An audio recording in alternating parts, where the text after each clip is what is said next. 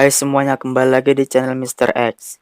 Kali ini saya akan membahas film berjudul In the Tall Grass. Film horor yang menyeramkan namun sangat membangsatkan. Kenapa? Karena film ini memusingkan dan menimbulkan pertanyaan di endingnya. Karena dengan IQ kita yang pas-pasan, ternyata cukup sulit memahami alur cerita dan ending film ini. Maka dari itu saya akan membahas dan merangkum alur cerita filmnya, sepadat, sesingkat, sejelas, dan sedetail mungkin. Dan selamat menonton.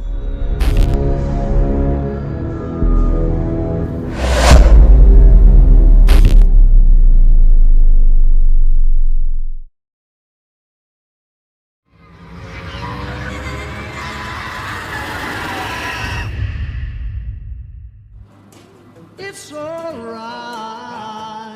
I know, long as I know that you love. My friends tell me that you found to me every little. Diawali dengan dua orang bersaudara bernama Becky dan Carl yang sedang melakukan perjalanan menuju San Diego. Becky yang tengah hamil merasa mual dan ingin muntah. Akhirnya mereka pun menepikan mobilnya dan berhenti tepat di depan ladang rumput yang tinggi. Tiba-tiba Becky mendengar suara anak kecil meminta tolong dari ladang rumput tinggi tersebut. Kemudian mereka memutuskan untuk turun dan mencari anak kecil tersebut. Carl pun memarkirkan mobilnya di depan sebuah gereja yang ada di sana. Hey kid, can you hear me? Carl mulai masuk ke dalam rumput tersebut dan disusul oleh Becky. Mereka pun berjalan sambil memanggil-manggil anak kecil tersebut. Semakin masuk ke dalam, justru mereka berdua semakin terpisah satu sama lain. Namun anehnya suara satu sama lain masih terdengar cukup dekat. Tetapi saat saling mencari, sangat sulit untuk ditemukan seperti mencari tumpukan bulu bau. Lalu mereka berdua memutuskan untuk melompat secara bersamaan agar lokasi satu sama lain saling diketahui. Saat melompat, ternyata jarak mereka berdua sangat dekat. 2, 3. You're close. Mereka pun memutuskan melompat kembali untuk memastikan jaraknya sekali lagi. Tapi saat melompat untuk kedua kalinya, mereka tidak bisa melihat satu sama lain. Mereka pun mulai merasakan ada yang tak beres di sini. Saya pribadi merasakan hal yang sama saat pertama kali menontonnya. Saya malah beranggapan ada juri atau gondro di sana yang membuat mereka tersesat. Carl kemudian berlari mencari Becky, namun malah terjatuh dan terkejut saat melihat mayat seekor anjing bernama Freddy. Becky yang juga mencari Carl justru malah bertemu dengan seorang pria bernama Ross yang ternyata adalah ayah dari anak kecil yang mereka cari. Ross pun mengajak Becky untuk ikut bersamanya mencari Carl dan anaknya bersama-sama. Malam pun tiba dan saat tengah berjalan, Becky tidak sengaja melihat barang-barang dan rambut berdarah yang tergeletak di tanah. Sontak hal itu membuat Becky kaget. Tiba-tiba Ross pun menghilang dan muncul sosok mengagetkan dari balik rumput. Are you out there? Cal!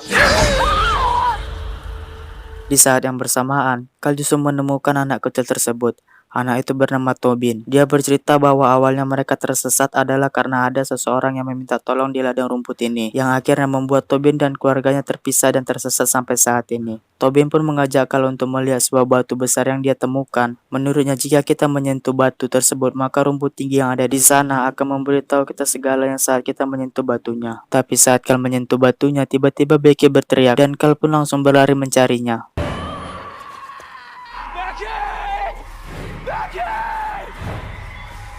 Scene pun berganti ke seorang pria bernama Travis. Dia adalah mantan kekasih Becky. Travis ini sedang dalam perjalanan mencari Becky dan Carl yang ternyata sudah menghilang selama 2 bulan lamanya. Di perjalanan akhirnya dia melihat mobil Carl dan Becky yang terparkir di depan gereja. Dia pun turun dan melihatnya. Lalu dia pun memutuskan untuk mencari ke dalam rumput tersebut, cari penyakit. Namun ternyata Travis lebih cerdas dari mereka semua. Agar tidak tersesat, dia pun mengikat rumput untuk menandai jalur yang sudah dia lalui. Tapi nampaknya kecerdasan dia miliki sia-sia saja. Karena entah kenapa rumput tersebut seperti hidup dan melepaskan ikatannya sendiri. Travis juga mulai merasakan keanehan saat dirinya menggunakan matahari sebagai kompas alami. Dia pun terkejut saat melihat matahari tiba-tiba berubah posisi menjadi di belakangnya. Singkat cerita, malam pun tiba.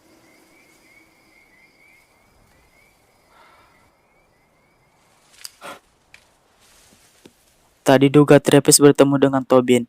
Travis pun dibuat terkejut saat Tobin mengatakan bahwa dia mengenal Travis dan sudah bertemu dengannya sebelumnya. Tobin mengatakan, "Saya tahu nama kamu dan apa yang kamu cari, yaitu Becky." Travis kemudian meminta Tobin untuk menunjukkan di mana Becky. Tobin menjawab, "Kamu yakin mau melihat Becky?" Akhirnya Tobin pun membawa Travis ke tempat di mana Becky berada, dan terkejutnya Travis saat melihat Becky yang sudah menjadi mayat yang membusuk. Tobin pun tiba-tiba menghilang dari sana dan meninggalkan Travis sendirian.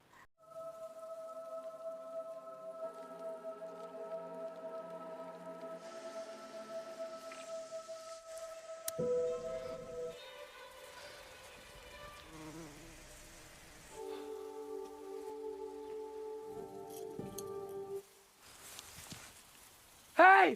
I'm stuck in here! Travis yang frustasi akhirnya berteriak meminta tolong. Tak diduga teriakan Travis didengar oleh orang yang berada di pinggir jalan saat itu. Dan Anda pasti terkejut karena orang yang berada di pinggir jalan itu adalah Tobin dan keluarganya. Yang ternyata awal muawal terjebak di ladang rumput itu adalah disebabkan oleh karena teriakan Travis.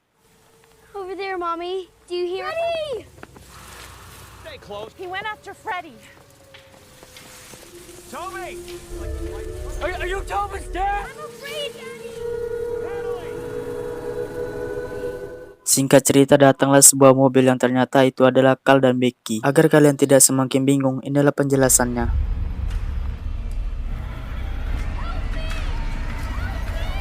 Dari semua kejadian tadi bisa kita ambil kesimpulan bahwa batu hitam besar yang kita lihat tadi memberikan efek yang menjadikan ladang rumput ini adalah sebuah area di mana terdapat time lock atau lingkaran waktu. Bahasa sederhananya semacam lorong atau mesin waktu yang membuat siapapun yang masuk dalam rumput tersebut akan terjebak dan mengalami perputaran waktu yang memungkinkan kita bisa bertemu orang yang sama tapi dari masa lalu. Sampai sini paham ya anak-anak?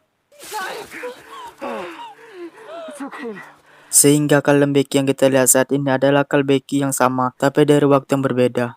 Satu lagi, siapapun menyentuh batu itu maka dia punya kemampuan untuk merasakan dan mengetahui apa yang dilihat dan dirasakan rumput tinggi. Sehingga kemungkinan orang yang menyentuhnya tahu jalan keluar dari sana. Tapi masalahnya batu tersebut juga membuat siapapun yang menyentuhnya kehilangan insting kemanusiaan dan merasa untuk membunuh. Tak disangka mereka semua pun akhirnya bertemu di sebuah tempat. Ada Carl, Becky, Travis, Tobin, ayahnya Tobin, dan ibunya Tobin, yang masing-masing dari mereka berasal dari waktu yang berbeda. Dengan sengaja ayah Tobin menyentuh batu tersebut sehingga dirinya menjadi jahat.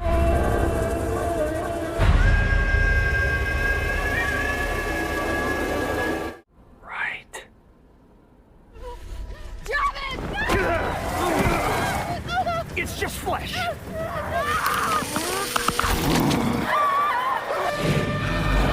Wanna naked? Stay rock like that in front of the kid. That's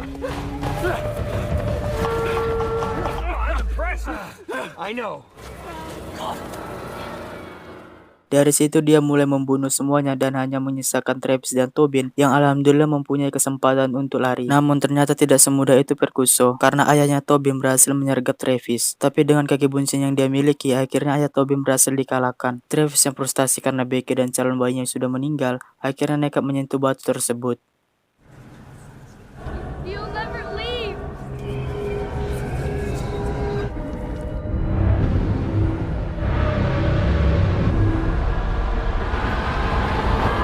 Setelah Travis menyentuh batu tersebut, akhirnya dia bisa mengetahui jalan keluar dari sana, tetapi tidak menyebabkan dirinya kehilangan insting kemanusiaan. Dan tidak ada penjelasan kenapa Travis tidak menjadi jahat, tapi besar kemungkinan karena mungkin Travis merupakan seorang ahli ibadah, sehingga pengaruh iblis jin Ifrit, Dedemit, dan Nepik dari batu tersebut tidak mampu menguasai Travis.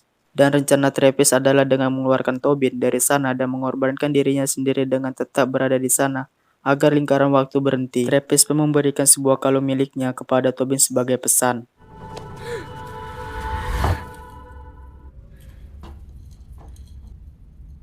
Dan pada akhirnya Tobin pun tiba-tiba berada di sebuah ruangan yang ternyata itu adalah ruangan belakang gereja. Dengan kata lain, Tobin berhasil keluar dari rumput tinggi tersebut. Kemudian Carl dan Becky dari waktu yang berbeda pun muncul. Tobin melihat hal tersebut langsung memperingati mereka berdua agar tidak masuk ke ladang rumput itu. Tobin pun menunjukkan kalung yang diberikan Travis. Dari situ mereka berdua akhirnya percaya kepada anak kecil tersebut. Back here right Mereka pun memutuskan untuk membawa Tobin ke kantor polisi agar Pak Ladusing yang mengurusnya.